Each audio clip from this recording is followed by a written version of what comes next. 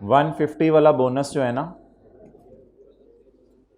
ये इस पे डिपेंड नहीं है कि आप काम जल्दी करके दें या लेट करके दें। ये किसके ऊपर डिपेंड है? शुक्र है कॉलेज वालों ने रखा हुआ कि 1 अगस्त से जितने दिन सिलेबस लेट होगा हर एक दिन के बदले बच्चों को जुर्माना देंगे हम। शुक्र है, बल्कि शायद बच्चे सोच रहे हैं कि इतना ज़्यादा पढ़ाया जा रहा है तो हम ही फीस और जमा। अच्छा तो अब मोहतरम, in addition upon completion of asset a third party will inspect the asset. If the asset receives a good rating the entity will be entitled to incentive bonus. इसमें ये लाइन कहीं नहीं लिखी हुई कि टाइम पे बनाओ या जल्दी बनाओ या लेट बनाओ, अपॉन कंप्लीशन बस लिखा हुआ है। तो ये इंडिपेंडेंट बोनस है। बाकी ये वाला 10,000 मैंने क्यों इग्नोर किया है? एसेट इज इनकम्प्लीट रहा तो promise consideration is reduced, sorry ये वाला तो कंसिडर किया है। और for each day before 31 March asset is complete, अगर टाइम पे कंप्लीट हो गया तो मुझे बोनस कितना मिलेगा? 10,000। ये वाला बोनस मैंने क्यों इग्नोर किया है? क्योंकि मेरी प्रोबेबिलिटीज में ये बात शामिल ही नहीं है कि मैं टाइम पे पूरा करूं। उसको मैं कर लेंगे, फिर भी सवाल कर लेंगे वहां पे अर्लियर अगर लिखा होता। ओवर।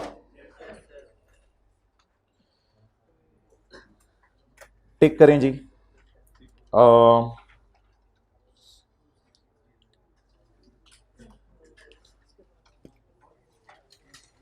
पिछला सफा। There are two methods that are available for estimating the expected value method, single या most likely amount when more than, most likely when two outcomes. इससे काट दें।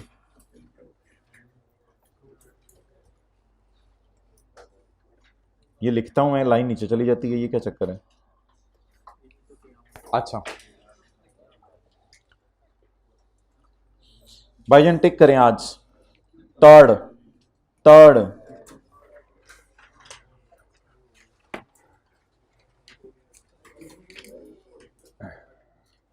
Okay, so what is the new छोटी सी कॉन्सेप्टी now?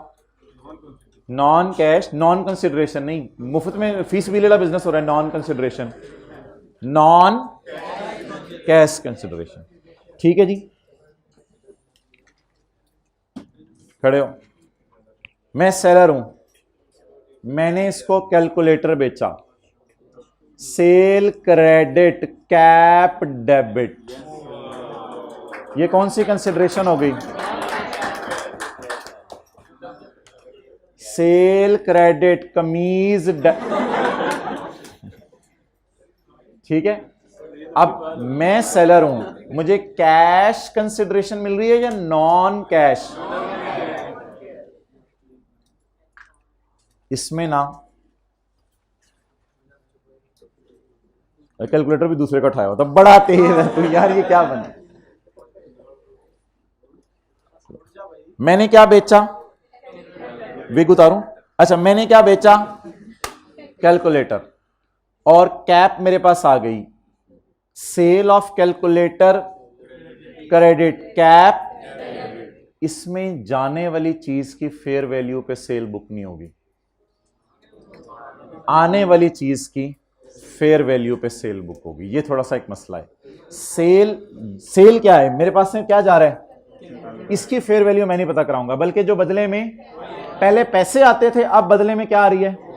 चीज आ रही है, चीज ही आ रही है। बैलेंसिंग इंशाल्लाह देखते हैं क्या आएगा। बैलेंसिंग तब आएगा जब सेल को फेयर वैल्यू पे बुक करो। सेल को तो छेड़ना ही नहीं।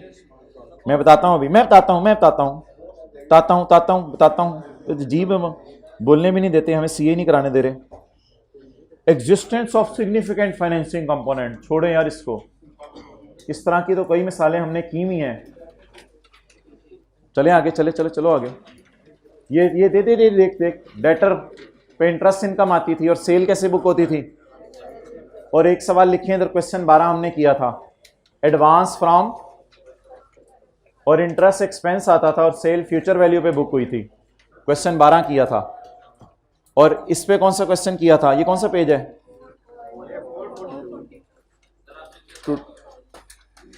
Deliver today cash in future, यहां डेटर की क्या निकाली थी सेल के लिए, प्रेजेंट वैल्यू। ये सवाल किए हैं सारे, हाँ पेज 442 है, इसके तो सवाल हमने किए हुए हैं।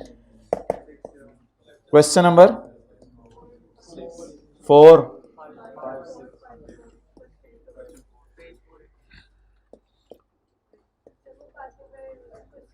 पास पेपर छोड़ो।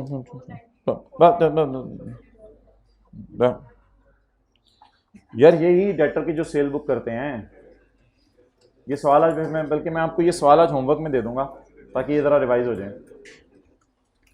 अल्लाह अकबर, क्या लिखा हुआ है भाईजान, non cash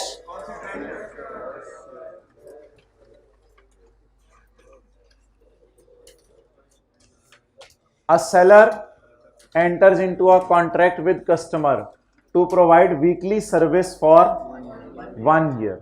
weekly cleaning service कर लें। पेज कौन सा, 444, 444।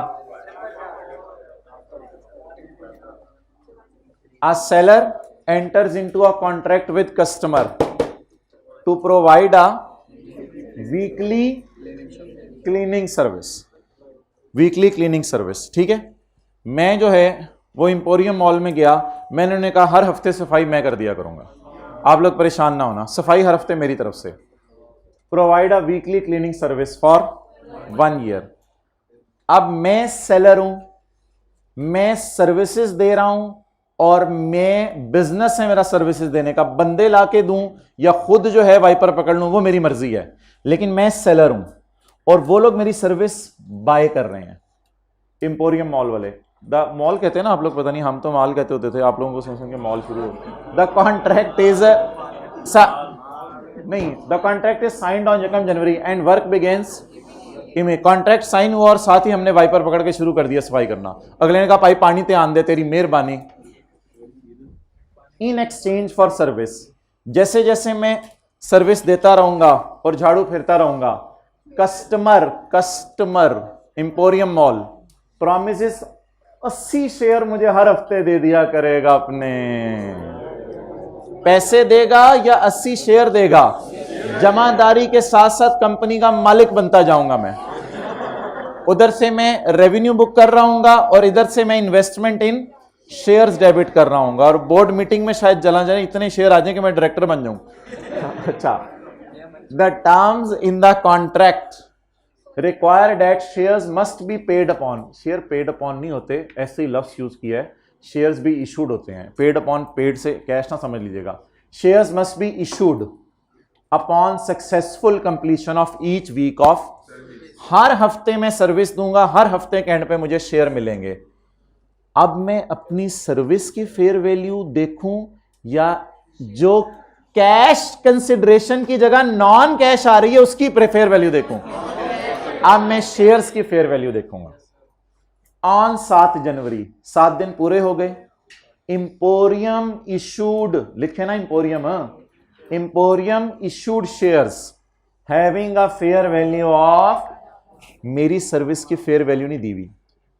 कितने शेयर इशू किए उसने, 12 रुपए पर शेयर का शेयर है, और शेयर कितने, वो अपनी किताबों में क्या एंट्री करें मुझे कंसर्न नहीं है, मैं अपनी किताबों में क्या एंट्री करूं वो मैं आपको करवाने लगूं।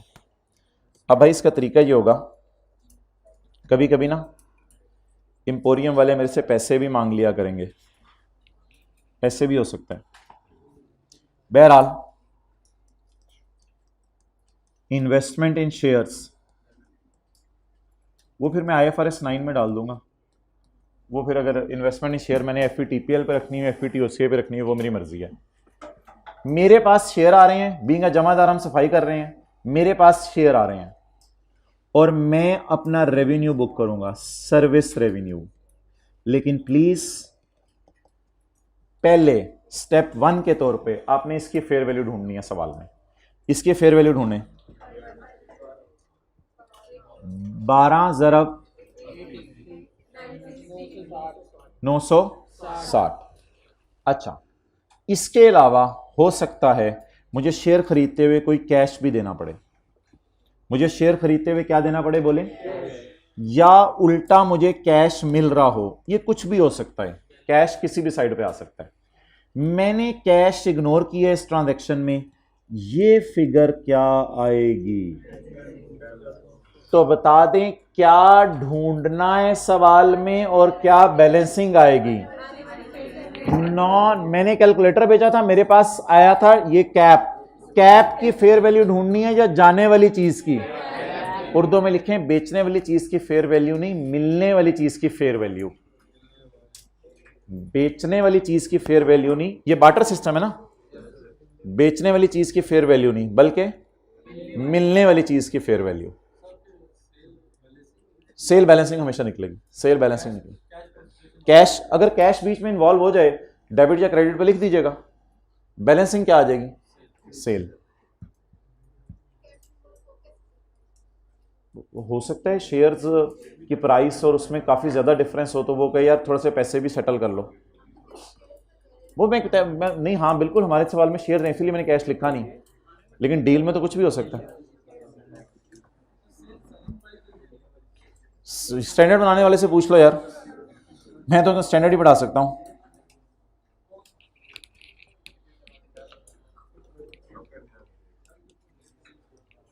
एंटिटी शेल मैयर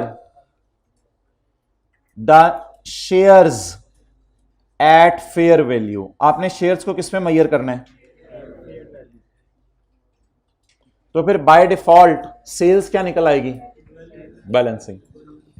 जाने वाली चीज की फेयर वैल्यू अक्सान आने वाली चीज की फेयर वैल्यू, आने वाली चीज की फेयर।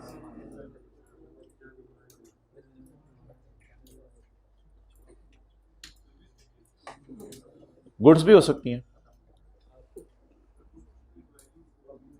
अब बस जाने वाली चीज की फेयर वैल्यू इग्नोर करनी है। Bablu is providing cleaning service for college for 1 month. बदले में college will give its own 5000 shares having fair value of. जी, बबलू क्या दे रहा है? सर्विस, और बदले में क्या ले रहा है? To facilitate the Bablu college gives him vacuum cleaner. College ने कहा मटेरियल मेरी तरफ से ले लो सफाई करने वाला, वैक्यूम क्लीनर हमारी तरफ से रख लो। बबलू ने कहा अच्छा 1 महीने के एंड पे क्या होगा, मुझे वैक्यूम क्लीनर का कंट्रोल दे दोगे या नहीं दोगे? सवाल वाला कहते हैं दोनों सिनेरियोज में एंट्री कर दो। अगर बबलू को वैक्यूम शेयर तो मिलने ही मिलने हैं, कॉलेज वालों ने हेल्प करने के लिए, देखें आपके घर में कोई बंदा आया मोटर सही करने के लिए, अब टू फैसिलिटेट हिम पेचकस आपने उसको दे दिया। अब जब वो आपने उसको दिया तो उसका सवाल होगा सर मैं ले जाऊं इसको? इसका मतलब है अब आप उसको शेयर भी दे रहे हैं और पेचकस भी प्रोवाइड कर रहे हैं, आप तो उसकी सेल आसमानों पे पहुंचाएंगे। आमतौर पे वैसे जो घर में आती हैं वो ले के नहीं जाते, बाद में पता चलता है ले गए हैं। अच्छा, तो अम्मी पता नहीं पेचकस मैंने कहां रख दिया था, बॉल पॉइंट निकाल मुंह से, आगे चलते हैं फिर। अच्छा, मेरे ख्याल से ना अगर वैक्यूम क्लीनर का हम उससे कब्जा ना दें तो फिर बेचारे को सिर्फ शेयर मिल रहे होंगे, और अगर वैक्यूम क्लीनर का कब्जा भी दे दें तो वैक्यूम क्लीनर भी मिल रहा होगा, शेयर्स, फिर मौजे ही मौजे हो जाएंगी उसकी। ट्राई करते हैं जी। तड़ तड़ तड़ तड़ तड़ तड़ तड़ तड़ तड़ तड़ तड़ तड़ तड़ तड़। Bablu is providing cleaning service for college. Revenue कौन सा बुक करूंगा मैं, सर्विसेज का या गुड्स की सेल का? सर्विसेज का। रेवेन्यू वाली साइड पे सर्विस इनकम मेरी बुक हो जाएगी। क्रेडिट साइड पता चल गई, बबलू की बुक्स में इन कंसिडरेशन बदले में कॉलेज विल गिव कैश और college will give non cash consideration. अब मोहतरम मैंने कहा था एक काम करें, इन्वेस्टमेंट्स को बुक करें, कितना? 1.5 लाख। पहला scenario, Bablu obtain control over vacuum cleaner. उसके तो मजे हो गए, शेयर भी मिल गए और वैक्यूम क्लीनर भी मिल गया। अब क्या एंट्री करें? हाँ, वैक्यूम क्लीनर इसके लिए फिक्स्ड एसेट होगा, बाद में डेप्रिशिएट करना है करे। वैक्यूम क्लीनर इसके लिए फिक्स्ड एसेट होगा। तो वैक्यूम क्लीनर डेबिट, सेल हमेशा बबलू। अब ये नहीं देखेंगे आपने सर्विस कितने वाली दी, ये देखेंगे बदले में क्या आया।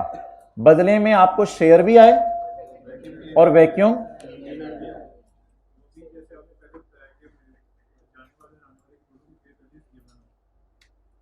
तो आने वाली चीज की फेयर वैल्यूज देखनी है।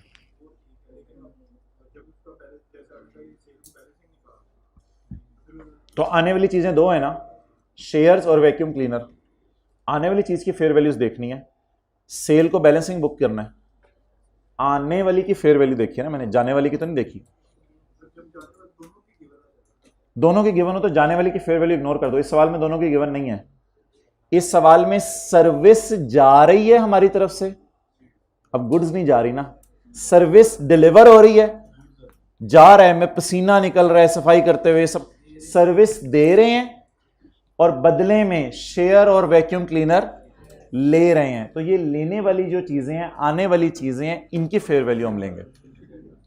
और अगर मैं बबलू को कहूं, बबलू वैक्यूम क्लीनर तुमने मुझे क्या कर जाना है, वापस कर जाना है, तो बबलू के पास क्या आएगी, non cash consideration.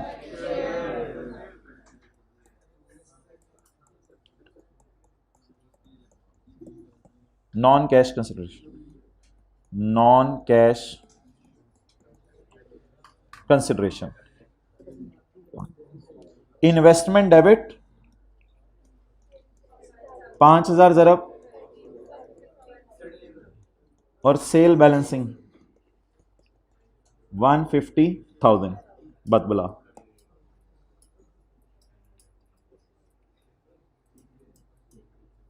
So what is the transaction price in first case. और इधर भी माजरत, ये मैंने सही लिखा नहीं हुआ, बैलेंसिंग।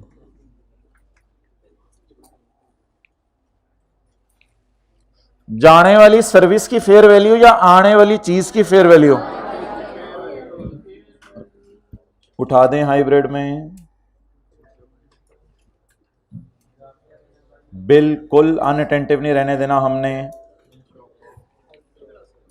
भाई what I have set the date in my mind is 5 August. कल या परसों से आपकी डबल क्लासें फिर शुरू करनी पड़ेंगी, और तो कोई हल नहीं है, वही डबल, और कोशिश करेंगे 5 तक ख़त्म कर दें, फिर किसी एक दिन के लिए वैसे ही बुलाया जाएगा। तो खामोश। If a customer contributes vacuum cleaner, if a customer कौन था लिखें, college, contribute vacuum cleaner to facilitate, if a college contribute vacuum cleaner to facilitate Jamadar, to facilitate जमादार, किसने देखनी है घर में बुक, कुछ नहीं होता। to facilitate जमादार, जमा जीम जीम मीम अलिफ दार, बबलू जमादार है ना, क्लीनिंग सर्विसेज दे रहा है। to facilitate Bablu fulfilment of contract, उसको आसानी हो जाएगी वैक्यूम क्लीनर की वजह से, घंटों का काम मिनटों में कर देगा, सारा सफाया कर देगा। सबसे पहले कैशियर के रूम में जाके दराज पे वैक्यूम क्लीनर लगाएगा। The Bablu shall assess, Bablu सोचो क्या ये तुम्हें कंट्रोल मिल गया, या बातों बातों में तुम घर वालों को कह रहे हो बड़ा अच्छा पेचकस है, बड़ा अच्छा। ये पूर्वकार जिंदगी गुजारें, ऐसी बातें ना किया करें जिंदगी में। तो entity shall assess whether it obtains control of the goods, क्या वैक्यूम का कंट्रोल मिल गया, if so, अगर मिल गया, the entity shall account for the vacuum cleaner as a non cash received from customer। तो अब हमें कितनी चीजें मिल गई, 2 चीजें मिल गई।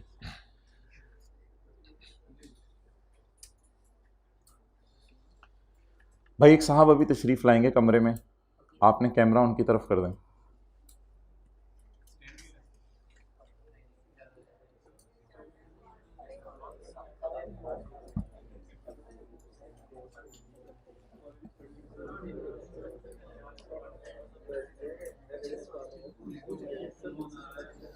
भाई अब्दुल्ला को बुलाएं उधर से जाके जल्दी। भाई आ जाओ, भाईजान आ जाओ। तालियां नहीं तुझे बताने देंगे।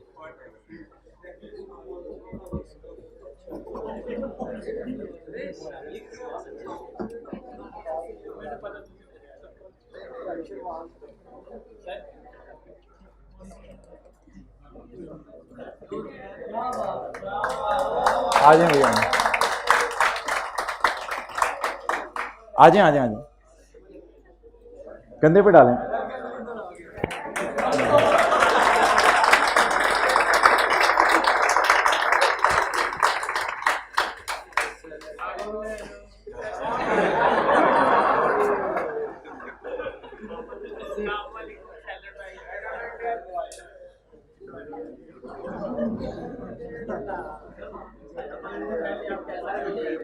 ओके, खामोश।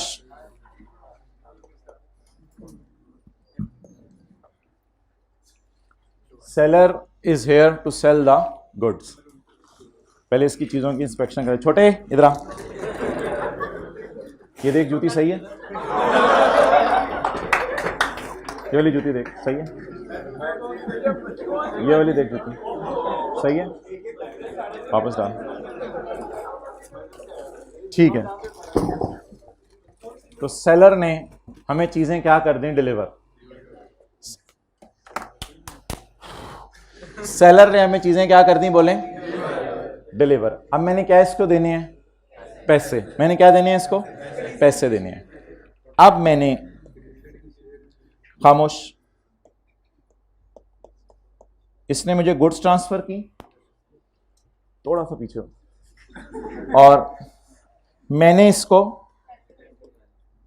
100 रुपया दे दिया। इसने मुझे चीजें ट्रांसफर की और मैंने इसको जो है वो कितने पैसे दे दिए, 100 रुपया दे दिया। अच्छा, अब कितने थे, 500 थे। अच्छा चलें ठीक है, 500 थे। मैंने इसको 500 रुपये दे दिए। अब जब मैंने, खामोश, जब मैंने इसको, प्लीज प्लीज प्लीज प्लीज, जब मैंने इसको 500 रुपये दे दिए, फर्ज कर लें ये पेशावरी चप्पल लेके आया अपने इलाके से और मैं बाटा हूं, आई एम बाटा, और ये सेलर चप्पल, चुप चुप चुप चुप चुप, सेलर चप्पल लेके आया। इसने बेची चीजें, मैंने क्या दे दिए, पैसे। इसने कहा कि सर प्लीज इन चीजों को ना किसी सामने वाले रैक में सजा के रखें। मैंने कहा चलो यार, तुम्हारे कहने पे सामने वाले रैक में सजा के रख देते हैं। ठीक है,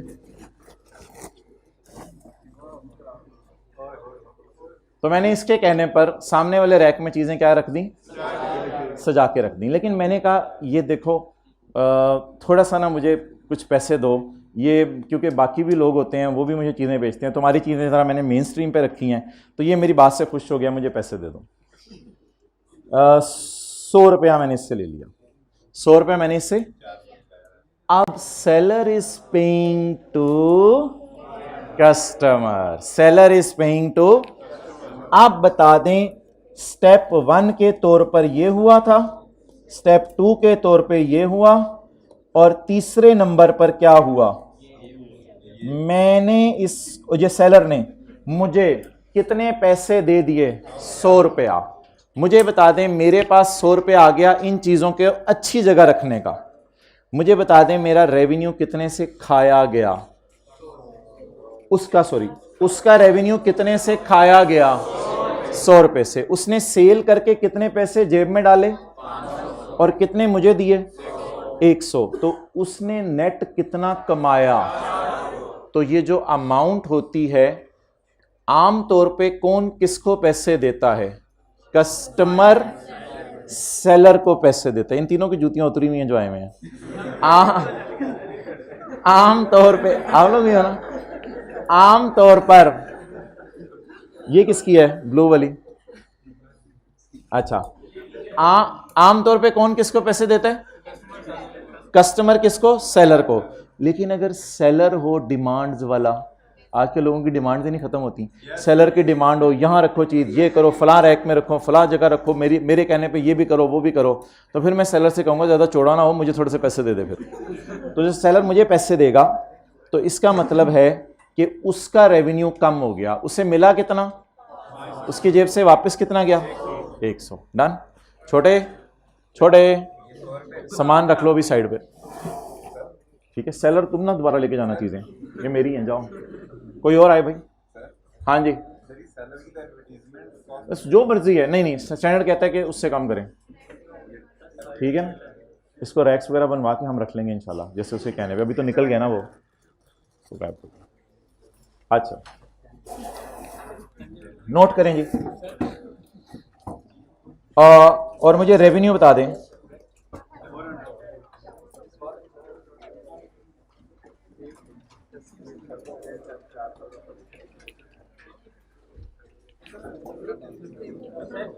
आराम से बनाएं, अच्छा अच्छा करके देखें, अच्छा अच्छा करके।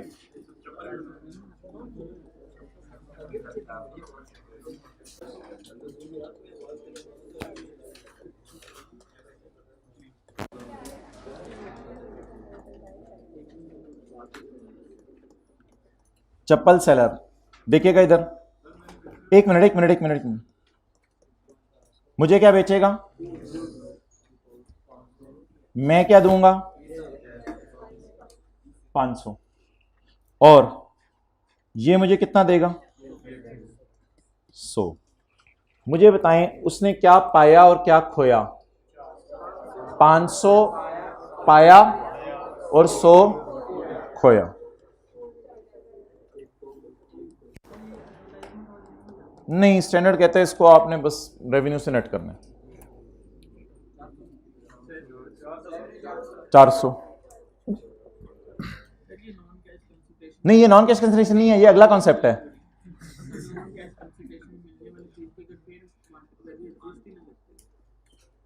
ऐसी कोई उसमें डिस्कशन नहीं की, दी होगी। हाँ, ये कौन सा पेज है अब अगला जो हमारा कॉन्सेप्ट है, 440। पता नहीं बाकियों को पता होता है, आपको नहीं पता होता। पेज 445।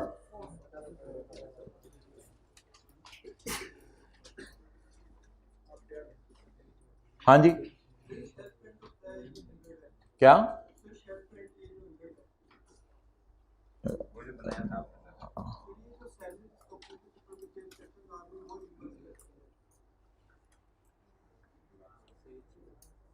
कौन देता है ये? हाँ हाँ,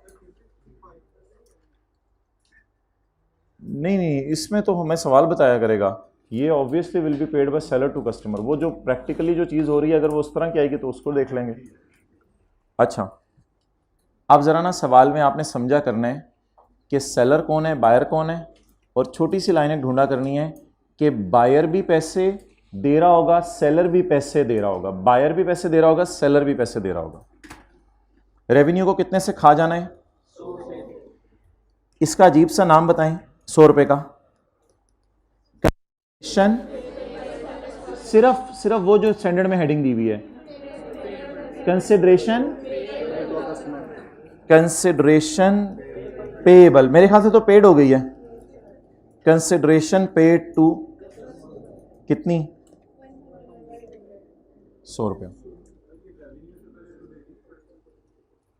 ये इनकी डेट्स अगर डिफरेंट हो तो उसकी एंट्रीज मैंने कल करानी है।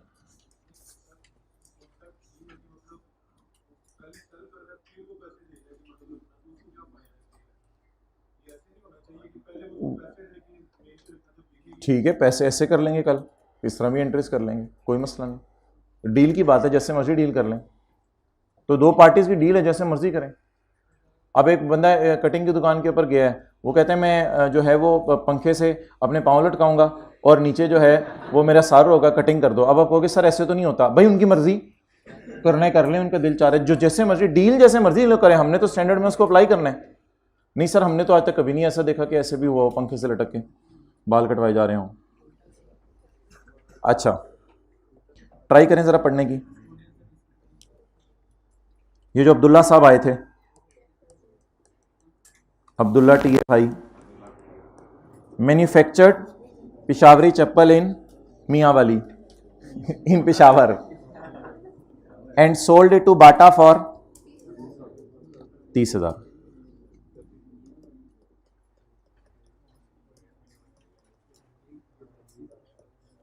And sold it to Bata for, ऐसे ही बनेगा डायग्राम, जल्दी बताएं ना. You also paid, Abdullah also paid, Abdullah paid, ओ तेरी खैर, Abdullah paid 6,000 for a shelf to be installed at Bata shop for display of these shoes. अच्छा, शेल्फ अब वो बाद में खरीद के लगाए, वो उसकी टेंशन है बाटा की, हमारा ये स्टैंडर्ड सेलर का है. तो आप सेलर के एंगल से सोचें बात. सेलर ने कितने के जूते बेचे? सेलर पेड बायर, सीधे फड़ ले मैनू, सेलर पेड बायर. मैं नहीं मानता कॉलेज वाले मुझे पैसे दें, मैं कॉलेज वालों को पैसे देता हूं, लेकिन कोई नहीं, हो गया. इस तरह हो सकता है ना, मिसाल के तौर पे आप जो है वो चलें छोड़ें.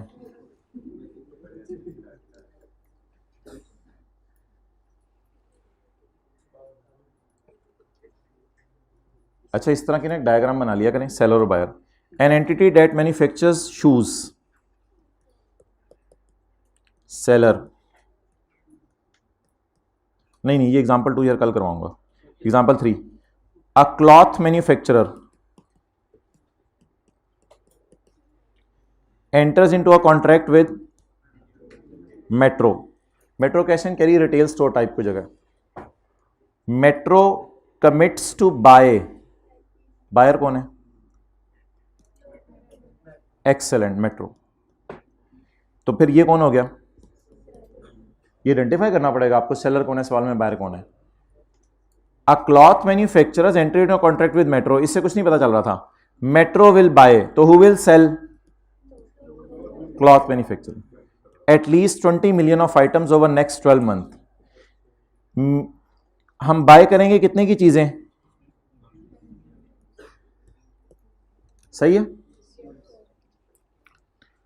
The terms of the contract require cloth manufacturer to make a payment of, to compensate the Metro for changes it will need to make to its retail store to accommodate the products in shelves.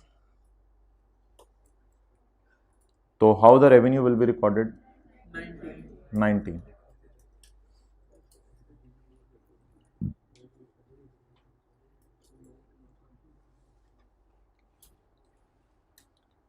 तो इसके 1-2 सवाल हैं इंशाल्लाह, भी मैं वो आपको कराता हूँ, कल ही कराऊंगा. अच्छा, ये कॉन्सेप्ट कौन सा था?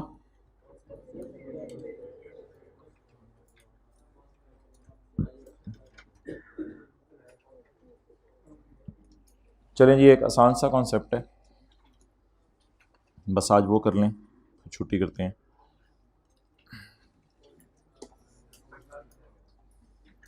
एक्स्ट्रा क्लास में कोई IAS 57 का करूँगा, लेकिन आ जाना. हाँ जी, अब वही 20, अब तो मैं 30 मिनट की भी नहीं उस क्लास को जाने दे रहा, 30 मिनट से भी पहले वाइंड अप कर देते हैं. अच्छा,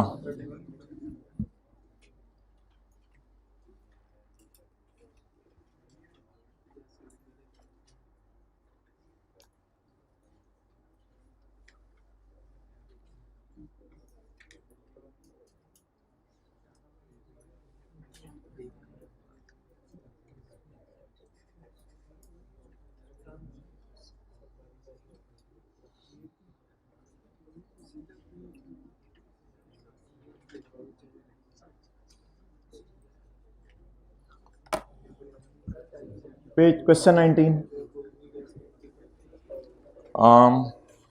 पेज 498.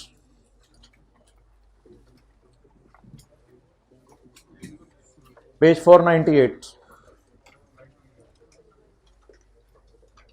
एक सवाल पूछने लगा हूं, आपके दिल में अंदर जाके छुएगा. ये दिलों को थाम लें, दोनों पांव आपस में जोड़ लें, दोनों पांव आपस में जोड़ लें, दिलों को थाम लें और मुतवज्जे हो जाएं। अच्छा, hold your hearts and your whole body should become your ears. अच्छा, पूरे जिस्म को कान बना लें। अच्छा जी, पूरे जिस्म को कान बनाने का मतलब ये होता है कि आपके बाकी बॉडी पार्ट्स हिल ना रहे हों, कोई बैठे होते हैं, कोई ऐसे पाँव हिला रहे होते हैं, तो ये जो है ना, ये फिर टेंशन आगे पीछे होती है, डाइवर्ट होती है। तो पूरे जिस्म को कान बना लें। हमने तो बड़ों से यही सुना है, पूरे जिस्म को कान बना लें, दाएं बाएं की चीज़ों से खेला भी ना करें जब कोई बात हो रही हो। अच्छा, अदब से बंदा बहुत कुछ सीख लेता है। वो कह रहे हैं अदब कौन है। अच्छा, आपने लैंड बाय की, आपने कॉन्ट्रैक्टर को फोन किया, भाईजान आप मुझे घर बना के दे दें। चुप चुप चुप। उसने कहा सर मैं आपको 2 साल में घर बना के दे देता हूं। वो जैसे जैसे घर बना के देता रहेगा वैसे वैसे कंट्रोल आपको ट्रांसफर होता रहेगा। जैसे जैसे घर बना के देता रहेगा वैसे वैसे। और अगर बीच में कभी आपका दिल में आया कि इसको निकाल दें, तो फर्स्ट फ्लोर के बाद उसको निकाल दीजिएगा, बाकी दूसरे फ्लोर्स किसी और कॉन्ट्रैक्टर से बनवा लीजिएगा। आपकी लैंड है ना, आपकी मर्जी है, उस पर जितना मर्जी उससे काम करवाएं। अच्छा, ऐसी सूरत में सेलर रेवेन्यू बुक करता है साथ साथ। कैसे बुक करता है? साथ साथ। हर साल थोड़ा थोड़ा रेवेन्यू बुक करेगा। पहले साल थोड़ा सा, दूसरे साल थोड़ा सा। एक और डील हुई, आपके दोस्त ने किसी बिल्डर कॉन्ट्रैक्टर को फोन किया कि आप मुझे डिफेंस में कहीं लैंड वगैरह खरीद के मुझे घर बना के दे दो। अब आपने लैंड नहीं खरीदी, वो खुद ही लैंड खरीदेगा, खुद ही सब कुछ खरीदेगा, बल्कि आपने उससे घर का मुआहिदा किया है, पूरे घर का। आपने उससे कहा है घर बना के दे दो। इधर यह था कि आपकी लैंड पे आके वो घर बना रहा था, जैसे जैसे बना रहा था वैसे वैसे वो चीज आपकी हो रही थी। तो इधर आपने क्या कहा कि मोहतरम आप ऐसा करो कि आप मुझे घर बेचो। आपने फोन करके कहा यार 2 करोड़ रुपए का घर बना दो। उन्होंने कहा ठीक है हम आपको बना देते हैं। ऐसी सूरत में वो रेवेन्यू बुक नहीं करेगा जब तक कि आपको घर की चाबी ना पकड़ा दे, क्योंकि वो आहिस्ता आहिस्ता रेवेन्यू बुक नहीं करेगा। द रीजन इज कि वो शायद आपको घर बना के देना चाह रहा है, ना कि आहिस्ता आहिस्ता उसका कंट्रोल आपको ट्रांसफर कर रहा है, क्योंकि उसने लैंड भी खुद ही ढूंढी है, बिल्डिंग भी खुद ही, सब तामीर भी खुद ही। आपने उससे घर का माहिदा खरीदा हुआ है। लिखने तो, लेकिन इंशाल्लाह इसकी डिटेल डिस्कशन अभी ये क्लास में है। थोड़ा सा जरा एक कॉन्सेप्ट आपका बिल्ड करना चाह रहा हूं। अच्छा, दूसरी बात, आपने अक्सर देखा होगा लकड़ी का काम लोग घर में करवाते हैं, यानी कि लकड़ी वाले को बुला लिया, दराजें बनवा रहे हैं, अलमारियां बनवा रहे हैं, वो चीज़ें बनवा रहे हैं। अब वो जैसे जैसे चीज़ें आपको बना के दे रहे हैं, इसमें अक्सर रॉ मटेरियल आप ही ला के देते हैं उसको, और वो सिर्फ अपने काम के पैसे ले रहा होता है। अक्सर ऐसा होता है, रॉ मटेरियल आप ला के दे रहे होते हैं और वो अपने काम के पैसे ले रहा होता है। तो वो जैसे जैसे आपको बना के दे रहे हैं वैसे वैसे वो रोजाना का रेवेन्यू बुक करता जाए। Performance obligation is satisfied over time, वैसे वैसे रेवेन्यू बुक करता जाए। और अगर मेज की टांगे लगने वाली रह गई हैं, आप उसको निकाल दें। आप कहें तेरी तो टांगे खुद कहां पर, ये मेज की टांगे तो निकाल गानी है, तो आपने उसको निकाल दिया, तो किसी और से करवा लें, कोई मसला नहीं। वो साथ साथ रेवेन्यू बुक करता रहेगा, जैसे जैसे आपको चीज बना के देता रहेगा। बल्कि दिहाड़ीदार मजदूर होगा, वो रोजाना जाते हुए आपसे कहते हैं सर जी 3000 रुपये दे दें, आज का काम मैंने करके दे दिया है। वो साथ साथ रेवेन्यू बुक करता रहेगा। पैसे आना जरूरी नहीं होता साथ साथ रेवेन्यू बुक करने के लिए, मैंने एक मिसाल दे दी है। लेकिन अगर आप किसी फर्नीचर वाले को जाके कहें कि मेरी 14 अगस्त को शादी खाना आबादी है, तो आप ऐसा करो, आप उसको पैसे दे के आए एडवांस थोड़ा सा यकम अगस्त को, और उसे कहें यार मुझे जो है ना बेड बना के दे दो। अब वो जैसे जैसे बेड बनाता जाए वैसे वैसे रेवेन्यू बुक करता जाए, या बेड का कॉन्ट्रैक्ट हुआ है यहां। अब जब वो बेड आपको डिलीवर करेगा along with bed sheet and pillows, तो ऐसी सूरत में वो रेवेन्यू बुक करेगा at the time of delivery, क्योंकि वो साथ साथ परफॉर्मेंस ऑब्लिगेशन सेटिस्फाई करके आपको कंट्रोल ट्रांसफर करता जा रहा है, या eight a point in time आपको कंट्रोल ट्रांसफर किया। Eight a point in time. College वाले आहिस्ता आहिस्ता लेक्चर अपलोड करते हैं और बच्चे उनको लेते रहते हैं, तो ये कॉलेज वाले परफॉर्मेंस ऑब्लिगेशन सेटिस्फाई कर रहे हैं ओवर टाइम। लेकिन अगर बच्चा ये कहे मुझे पिछले सेशन के सारे लेक्चर यूएसबी में दे दो, देते नहीं है कॉलेजेस वाले, पिछले सेशन के क्योंकि वैसे ही मिल रहे होते हैं, पिछले सेशन के सारे लेक्चर मुझे यूएसबी में दे दो, तो फिर कॉलेज वालों ने परफॉर्मेंस ऑब्लिगेशन सेटिस्फाई कर दी at a point in time. अब कॉलेज वाले फौरन सारा रेवेन्यू बुक कर लेंगे जैसे ही उसे डिलीवर करेंगे। अच्छा, मैं आज करवाने लगा हूं performance obligation satisfied over time, in time नहीं करवा रहा। सवाल तो कुछ भी नहीं है, सादा सा है। 2010 के अंदर एक बिल्डर ने स्टार्ट किया काम फॉर सर आसिफ, तो बिल्डर हो जाएगा एंटिटी, लिखे ना, बिल्डर हो जाएगा एंटिटी और सर आसिफ हो जाएंगे कस्टमर। कितने साल में सर आसिफ का बंगला बनेगा? 4 साल में। Revenue agreed is 80 lakh with no penalties और bonus. Calculate the revenue for the year under following independent scenarios. घर कितने अरसे में बनना है? 10, 11, 12, 13। पहले 14, 10, 11, 12, 13 एट स्टार्ट ऑफ 10 लिखा हुआ है। अच्छा, by 31 December 2 out of 5 floors are constructed. Sir Asif ने आके देखा पहले साल के एंड पर, तो कितने में से कितने फ्लोर बन चुके थे? 5 में से 2 फ्लोर बन चुके थे। ऐसे भी दीवाने होते हैं, ग्राउंड फ्लोर पे खड़े होकर कह रहे थे मैं फर्स्ट फ्लोर पे हूं, होते हैं छोड़े बड़े। लिफ्ट में जाएं तो और ही ज्यादा परेशान हो जाते हैं। अच्छा, फिर देख रहे होते हैं कौन सा बंदा कौन सा बटन दबा रहा है। आप बोलें जी मैं रेवेन्यू कैसे बुक करूं? 8 मिलियन रेवेन्यू कितने फ्लोर्स का है? मैंने अभी कितने बना के दिए हैं? 32,000। सो 32 छोटा छोटा करके यहां नोट करने लग जाए ना, ए बी सी डी। तो जी पहला रेवेन्यू मैं कितने पे बुक करूं? क्यों ना पूरा बुक कर लूं। 32,000 तो नहीं होगा ना? हो गए?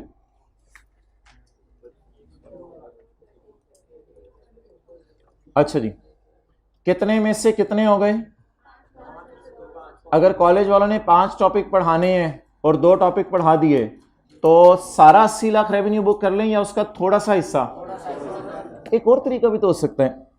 बाई 31 दिसंबर सर्वेयर आया, सर्वरबाजी नहीं, सर्वेयर आया, कोई सर्वे करने वाला एक्सपर्ट, उसने कहा ना ना भाईजान 20% काम हुआ है, अभी असल काम तो ऊपर वाले फ्लोर पे होना है, जब जाके ईंटें आपने ढोनी है, वो तो आपको पता चलना है जब काम होना है, आपकी बस हो जानी है। वो कहता है मैं ये 2 और 5 फ्लोर के चक्कर से बाहर निकला, मेरी नजर में कितना काम हुआ है, सिर्फ रेवेन्यू बुक कराएं। 8 मिलियन का 20% कितना हो गया भाई? तुम पहला भी नोट नहीं किया मैंने लगता है। 1.6 मिलियन डन। एक और तरीका भी तो है, एक और तरीका भी तो है। 10 में ईंट बजरी सीमेंट वगैरह और लेबर का खर्चा आया 20 लाख और टोटल प्रोजेक्ट पे खर्चा आना है 65 लाख, बिकना तो 80 लाख का है, तो कितनी कॉस्ट हो गई? 20 लाख। टोटल कॉस्ट कितनी है? एक काम करें, परसेंटेज ऑफ कंप्लीशन बताएं। स्टेज ऑफ कंप्लीशन कहां लफ्ज सुना हुआ ये? परसेंटेज ऑफ कंप्लीशन बताएं। कितना खर्चा होना है? 65 लाख। कितना खर्चा हो गया?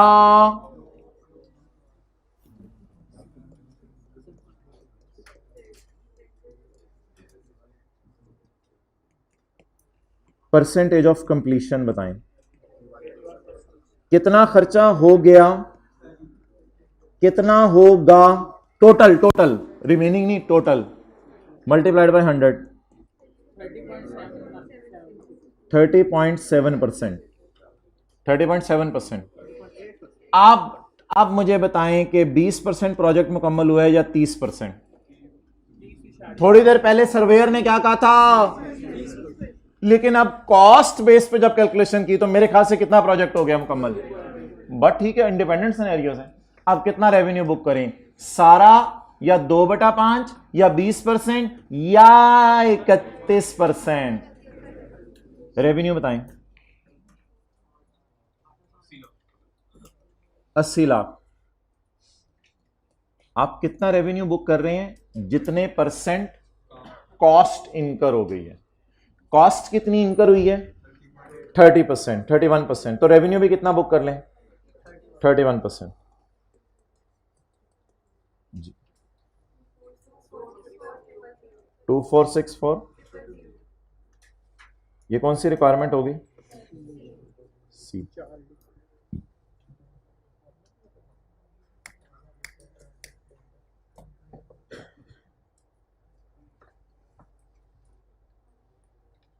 आखिरी, हाँ जी।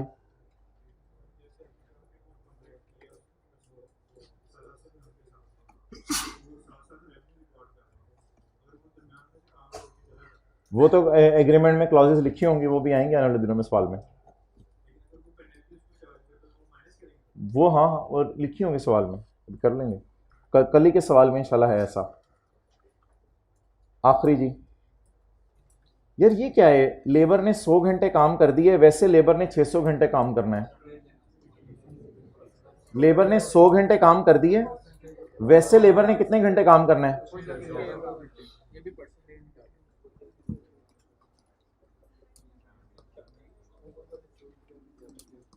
पहले परसेंटेज बताएं, कितना काम कर दिया? 100 घंटे, कितने घंटे करना है? लेबर ने 100 से मल्टीप्लाई किया करें। हर तरीके से जब अजीब ही रेवेन्यू निकल रहा है, अंदाजा ही लगा सकते हैं ना, क्या है, नामुकम्मल चीज है अभी। तो कितना रेवेन्यू बुक कर लें, जितने परसेंट लेबर ने काम कर दिया। लेबर ने अल्हम्दुलिल्लाह 17% काम कर दिया, तो अब रेवेन्यू भी कितना बुक कर लें? बोलें जी। 8 मिलियन जी, 333 600 111।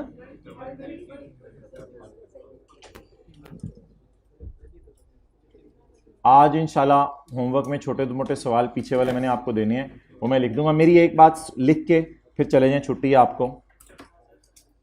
हाँ, एक्स्ट्रा क्लास है भाईजान। ये आप लोगों ने कल मुझे बताना है, इधर मैं आउटपुट क्यों लिख रहा हूं और इधर मैं इनपुट क्यों लिख रहा हूं।